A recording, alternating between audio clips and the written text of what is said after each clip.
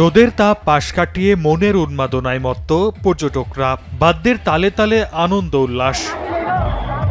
ঈদের চতুর্থ দিনেও সাভারের আশুলিয়ার ফ্যান্টাসি কিংডম ও নরসিংদীর ড্রিম হলিডে পার্কে সকাল থেকেই বিনোদন প্রেমীদের উপচে পড়া ভিড়। ছুটির সময় সব ভাই বোনদের নিয়ে আসছি, মেয়েকে নিয়ে আসছি, একসাথে অনেকে এসেছি এবং ভালো লাগছে। ইতিহাসের নিদর্শন দেখতে বাবা মায়ের সঙ্গে বগুড়ার মহাস্থানগড়ে এসেছে শিশুরা। এছাড়া ঝিনাইদহের জোহান ড্রিম ভ্যালি পার্ক, তামান্না পিকনিক স্পট, খুলনার জাতিসংঘ শিশু পার্ক, রংপুরের কেন্দ্রীয় চিড়িয়াখানায় ভ্রমণ পিপাসুদের ভিড়। বাঘ দেখলাম, হরিণ দেখলাম, গাধা দেখলাম। বাচ্চাদেরকে তো খুব একটা সময় দেওয়া যায় না, ঈদ উপলক্ষে একটু সময় দিচ্ছি। পাহাড় আর ঝর্ণার মিতালি দেখতে পার্বত্য জেলার রাঙামাটি ও বান্দরবানে ছুটে এসেছেন অনেকে।